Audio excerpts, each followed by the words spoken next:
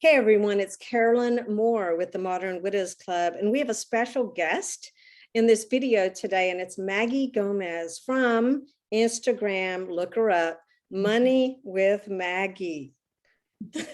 Welcome, Maggie.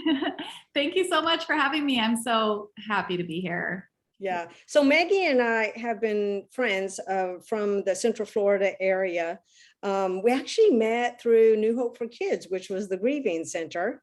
We were both volunteering, right? Mm-hmm. Yeah, we were at one of their main events. I think that's where we actually met. And I feel like I remember introducing myself, and you have a cat named Maggie or something. Like, or you did, right? And then I think that kind of made it a moment because we're like, oh. Yeah, that's right. Now my car is actually named Maggie because I have a gray car. And on my More Love tour, one of the ladies said, "Oh, this is Maggie. You need to name your car." And I was like, okay, now my car is named Maggie. That's awesome. I love that. So this year at the Widow Empowerment event in Houston, September 17th through 19th, I reached out to you because I absolutely love your videos that you do on Instagram. And they're so brilliantly created, but they're also extremely educational. Pretty much I've asked my daughters and like the kids of all of our widows, but now I'm like, well, no, our ladies at Modern Widows Club really need to know about you. Because what I find interesting about you is I was actually at your wedding. I remember, and it was just so beautiful. And you are a fatherless daughter. Your dad actually passed away when you were 16. Mm-hmm. Yeah. So I want to talk a little bit about your backstory, because I think people assume women who are in the money investing industry that they just grew up with all of these great role models that taught them the way. And it's just simply not true, especially in your case. You had a story of, your mom becoming widowed and then becoming a single mom yourself. And now where you are today is so remarkable that you worked with some of the big financial houses and then you left and you started your own thing. And so tell me just a little bit about your backstory about when your dad passed away. Do you remember things about what happened with your mom financially and as far as that money side of your family? Yeah, I do. So my mom's always taken care of the family finances and been the breadwinner because my dad was an alcoholic. So she was always taking care of everything. And we don't exactly know how he passed away. He was in a recovery center. And this is something like I've never really faced because they just made it really difficult. Like there's some theories, but we don't have a concrete answer of how he passed away, but he was at this recovery center. I was working at McDonald's the day that my mom called me and she told me, and I of course was devastated. Like I was working at McDonald's, I'm 16 years old and I just had my birthday in September and he died in October. The last time I talked to him was on my birthday. He called me. And I remember being in like a hurry to get off the phone because I wanted to go hang out with my friends and it was my birthday. And like, that's the last time I talked to him. But regarding our finances, my mom has this, like, she just kind of wonders if he maybe took his own life to allow her to have survivor benefits because he was a veteran. Because he passed at the center. So he either took his own life or there was an accidental overdose at the clinic, which it says overdose to morphine, but there's like so it could be foul play, but that's another thing. We weren't even in the emotional position to follow up and find out what the heck were we wronged? Like could we have had somebody to hold accountable for that or something? And that could have changed our financial trajectory. Do you remember how old your mom was actually when that happened? Because I was actually thinking of that. So if I was 16, she was born in 57. So what's the math on that? She had me when she was 25, 35, 36, 37, 38. So she was probably 41. Wow. in So her she was a early. young widow. And Yeah. yeah. So of course life changed. She would have gotten his survivor's benefits Yeah, but which was not much. It no, really no. wasn't much. We were still living in an apartment. Like we had, so I have two sisters and a baby brother, a little brother. So Okay. there was four of us that she now had to take care of financially. And yeah, we were on survivor benefits and her income of doing like, she's cleaned houses and worked factory jobs. So that's what she did. Okay, so And your mom didn't have this this big windfall of life insurance money or an inheritance or anything like that. She literally was starting over at 41 and with all of these children to feed and support and yet you somehow, you had your daughter, and then a couple years ago, you actually got married to Carlos. And you, I want to hear about like how you started getting into the financial world. Like what started interesting you to go in that direction? so growing up, my mom's from India and she always instilled this love of America within me, like anything's possible here. And so I've always felt like I've had that seed planted. Anything is possible. But at the same time, I have this memory of my mom, like we were driving down the street or the highway, whatever, and I saw this little blue convertible tiny car. And I was like, I want a car like that when I grow up. And she's like, those cars are for rich people. And so what I said was in my mind, well, I'm going to have one. Or no, I said that. And she said, okay, good. Like she didn't discourage me. She just said, okay. And then I like instilled that within me. Like I'm going, okay, those are for rich people. Like, how do I become rich? So then that started my thought of like, how do people become rich? How does this happen? Why are some people rich and some people aren't? And how does that happen? And like, why aren't we rich and they are rich? And so You were curious. You were the very very, curious about the process of getting there. What are the steps that you take? Where's the formula? yeah, yeah. So then when it was time to actually go to college, I was Googling, well, I got my associates. I still wasn't sure what I was doing, but I was like, I want to make some money. So I Googled best paying jobs, high paying jobs, something like that. I got a list. There was like 10 things on there. I'm reading through all the things, like all the stuff. And I'm kind of envisioning, okay, I don't think I would like that. Definitely not that. And I was going through the list and I came through like financial manager or financial advisor. And I was like, that's interesting. I have no idea what that is, but that sounds like something I could do. And so all that was kind of going through. And I got married when I was 19, had my daughter when I was 20, and then got divorced a few years later. It was just, one of those too young. We didn't know what the heck we were doing, but my daughter came out of it and we're fine. But during the divorce process, and my husband managed the money, the no money that we had. We were like, I was a car hop at Sonic, went throughout our whole marriage. That's what I did while I was going to school. But when that divorce happened, so he was the bill payer, I would say. So I had to learn how to pay the bills, okay, manage, like put the budget. And I was always confused when he would sit, when I would do the grocery shopping and then he would be like, you spent too much at the grocery store. And I just never understood it because it's like, well, the card went through, we were able to buy the groceries. Like, I just didn't get it. So then when it was my turn to manage my own money for myself, and I was bartending at this time, I think, and I was like, okay, I read The Richest Man in Babylon, that type of stuff. So did that foundational work to start budgeting and start doing all that. And then it just like triggered in me that I flipped the switch where I was starting to get some money saved up. And I was like, oh my God, I love this. I love budgeting. I could totally help other people do this. And then I remembered that, oh, there's a really high paying job that also was on that list. And I'm kind of lining up with this. So that led me to seek out the finance world. And through that process, I became a bank teller while I was bartending. And then while I was a bank teller, I met a financial advisor who introduced me to a more senior financial advisor. And then I just followed every single step, like get this license, go here, do this. And so I did all those things to learn how to become wealthy was my goal. And I'm still like trying to I really wanted to get myself to a 6-figure position, and I was able to. Mm-hmm. And then I'm still like, okay, well, people figure out how to make 7 figures. So that's the next step for me.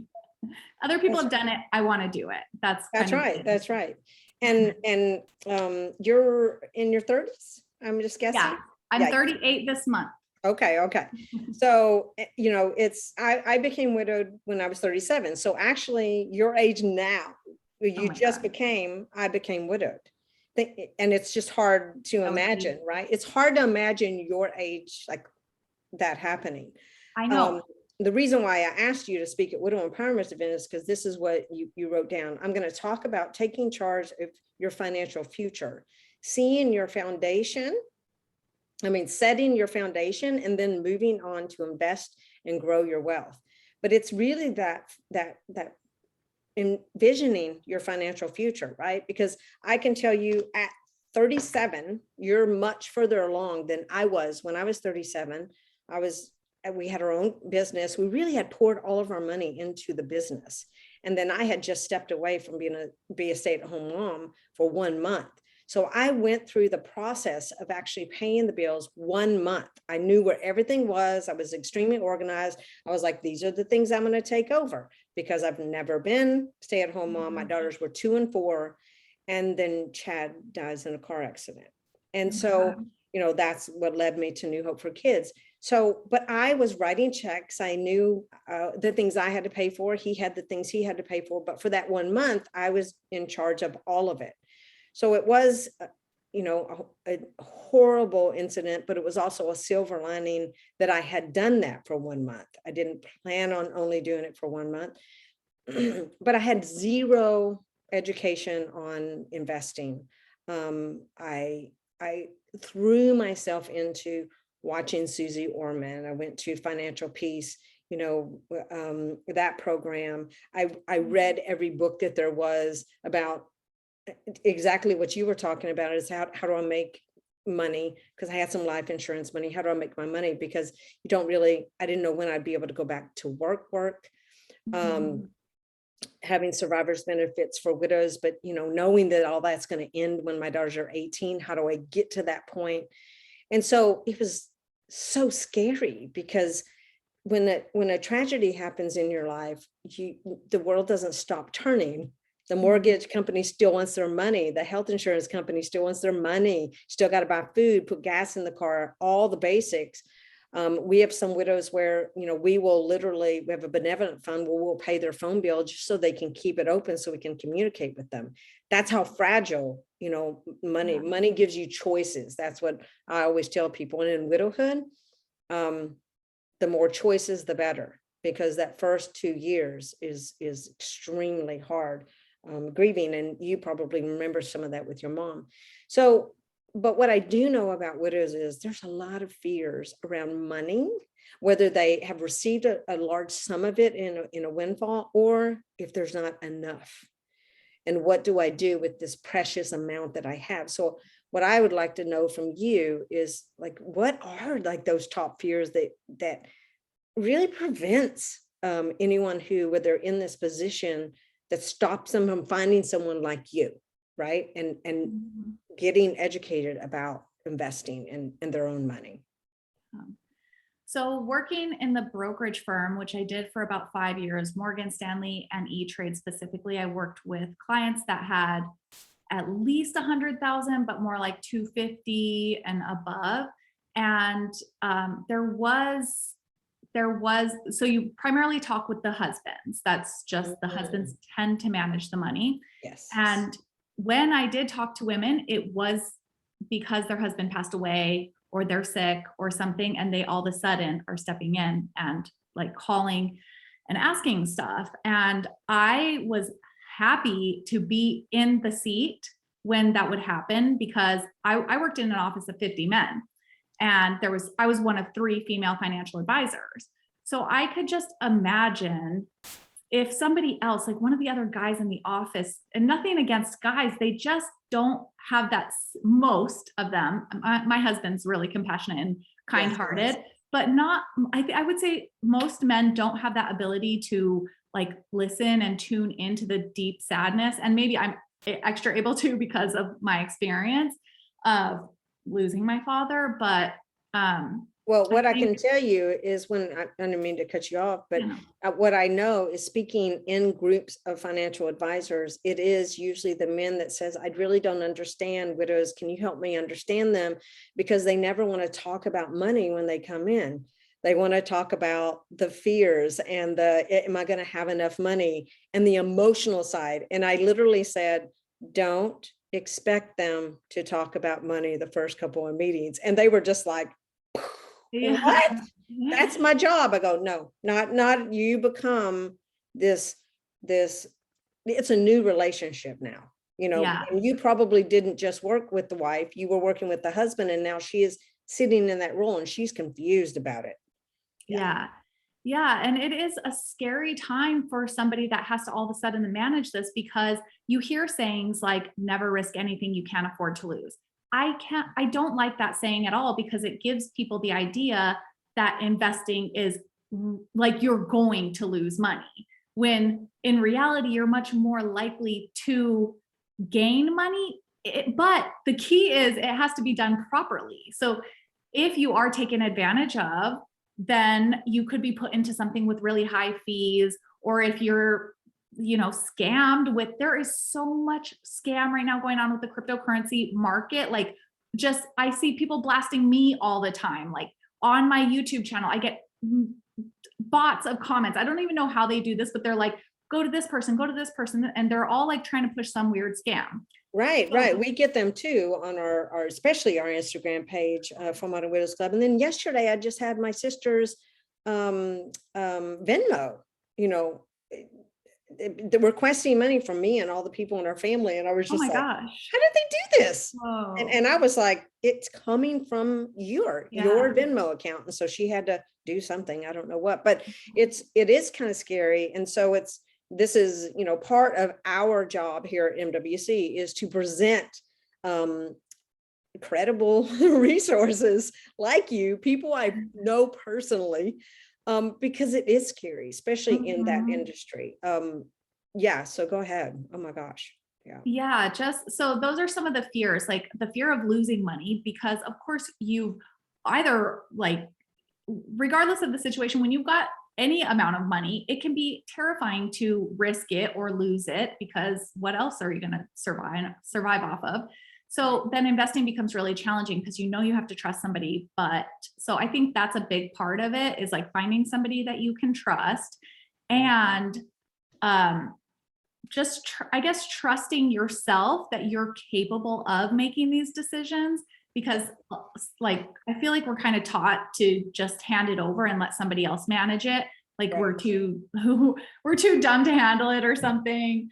And it's not the case. Everyone is really, really capable. It's kind of the system that's been almost forced upon us, because it used to be you had to have a lot of money to have access to a financial advisor. They turn people away if you don't have a certain amount of money.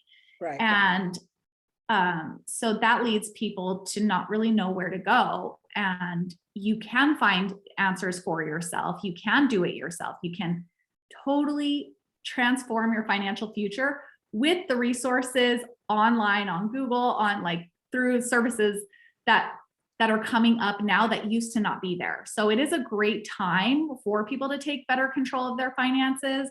But since it's been generations of this controlled space, I could see why that fear is just like, it's forever, because probably everyone's parents have had tough experiences, and they're just like passing this on. Because there's a lot of mistrust, and you have to trust somebody when you're dealing with finances, but you can trust yourself when you learn. So that's where it's true. Confidence is the number one reason I think that women, for me, I had zero confidence. I had a check in my hand and no confidence. And so all I could do was go and take this check to someone who I, in theory, knew more than I did.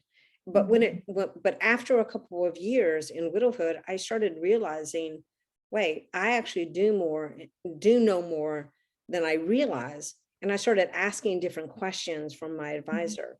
And what I found is that my advisor wasn't an educator. And I needed it. I needed someone who was going to educate, and it was someplace I could ask really dumb questions, and just not understand what it is. But Yeah. I had this inner confidence that this is my money. This is my money, and I'm going to honor it. And I am here as a steward. That was my attitude.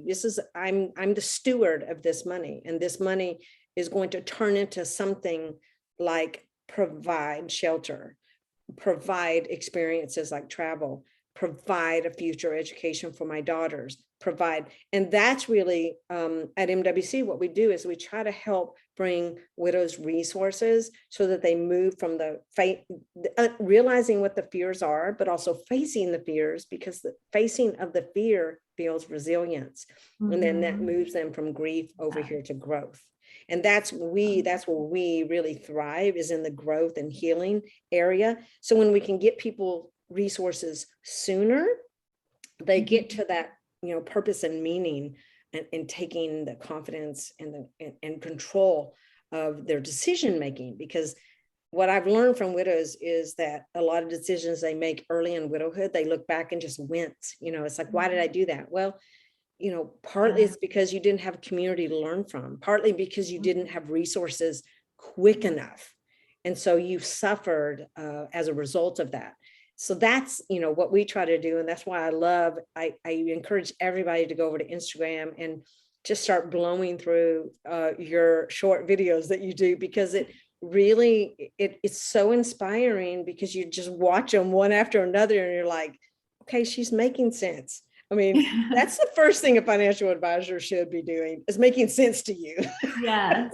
Yeah. I have had people so I do have a YouTube channel. Also, I've got over 100 videos there. Great. That you can watch, like a very specific, how do I invest in my IRA, or how do I roll over my IRA, or what is a stock? I've got stuff like that on my page or my YouTube channel.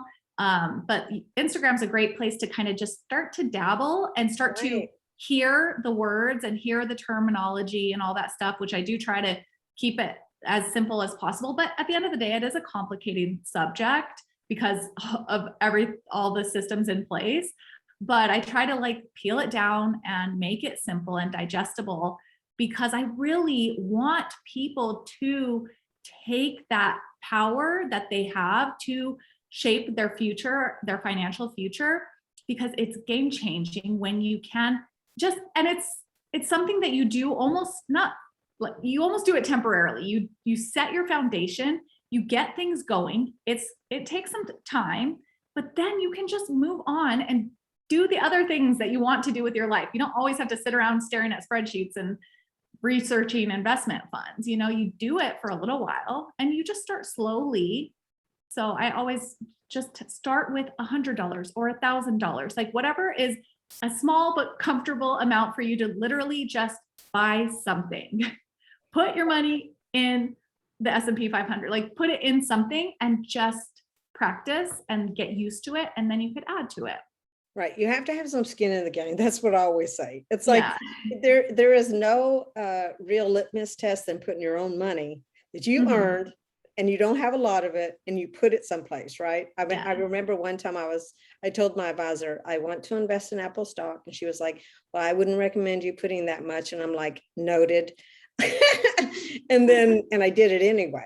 And it was a really good decision for me, but I had been watching, what the flow of when certain products were coming out, and I had been watching the market. And so, but if I had not known to go back and kind of go to, oh my gosh, I'm forgetting the name of the place you can go look at all the stocks and who the fund managers are. And I use a site called TipRanks, but you can do it through Yahoo Finance, or just search, Google searching Apple stock, and a chart will come up. Right. And it just shows you the time frame. It shows. And so it was, but that was back when I was first investing, right? I was getting excited because I could see some ups and downs, and I could look at the 10 years back and what did it do, and kind of research. And then I started researching about the fund managers and how that makes such a difference, right? Look at those, look at the actual person that's managing the fund and what their actual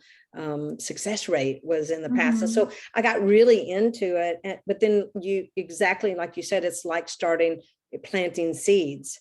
You start with that $100, you start with that, and you just let it grow. And slowly but surely, when your own money is in it and you've worked so hard for that money, it really, you become really fascinated by it. And that's what happened with you, the curiosity. But you're planting seeds. And then when the garden starts growing, you just let it grow. Yeah. And that's where you are now. Like you were talking about how in the last 3 years, things like, without divulging a lot, like what have you seen happen just in your own life? I mean, you're 37. So you know, from in mid 30s, you've seen enormous growth from planting seeds from when you were 20 to where you are now. So tell in just kind of a nutshell, like what happened in 3 years. Yeah. So it was really like over the last 5 years is when I bought a house. So I bought $100,000 house. I put $6,000 on it. It was all the money I had to my name. I took it out of a 401k. So I bought a house. So that I lived in that house, but I also had a roommate. So my rent was only $450. And then my husband, now he was my boyfriend at the time, he moved in. I asked him to move in with me. He wanted me to move into his apartment. And I'm like, no, I've got to get my finances right. So, because I didn't have enough money, I didn't want to spend more money. I was like, no, you're moving in here for a year. We're going to set up our financial foundation and we're going to do this really right. And so he moved in, kept our expenses really low. I drove a 1999 until just like 2 or 3 years ago. And so I didn't have a car payment. And so I just kept my bills really super low. And at the same time, I worked on increasing my income. So I searched for jobs that pay over 100K. How do I get into that position? What do I need to do? So I did that at the same time so the house thing is going on. Eventually we did move out. We moved into my dream apartment, which we were able to do. And then I rented out my apartment, but I didn't do an upcharge because I rented it to family. And so I didn't make any money off of it, but I just kept it. And so after 5 years, I was able to sell that house for $160. So that $60,000 I was able to take, and that gave me that was like one lump sum that I got. And also, since I had increased my income, but also kept my bills really low, I was able to save like 40% of my income, which added up to like 60 or 70,000 over a couple of years of doing that, because I was planning to quit so that I could service and work with people that didn't have access to the high net worth financial advisors. That transition, you got to plan for those transitions like I did from design to nonprofit world. Yeah. So I was able to, I was saving, increasing my income and investing the money too along the way. So I just used a robo-advisor. It made it really easy, even though I was already a financial advisor at that time, but I was still using a robo to keep it easy. And I just kept investing. And then I encouraged my husband to invest. When I met him, he had $60,000 or $70,000 uninvested in cash. And I was like, oh my gosh, what are you doing with this? What are you doing?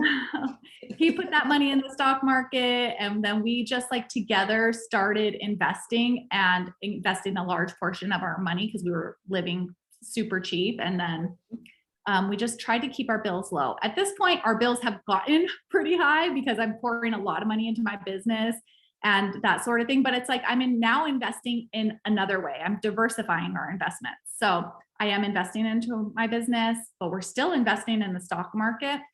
And so basically that I started with nothing pretty much. And now between my husband and I, we've grown our accounts over $700,000, and it is still completely we're still shocked by it. And it's because we were consistent over that time, and also very fortunate that the stock market did really phenomenal since 2008. It's done nothing but gone up. I mean, it's had its bumps, but so if you're investing consistently, you buy in at those different lows and highs. Right. So going back to one thing I wanted to say, if you're so that's 12 years of investing. I mean, but it's also a big bulk of time when you're actually earning money. I mean, like when I was 37, I had zero income. because my husband had died. And so Yeah. but then I had some life insurance money, and I had, money coming for different things. I ended up investing that, which there were some years where I was able to live just on the dividends of the money that I had invested. And so it gave me that space to grieve.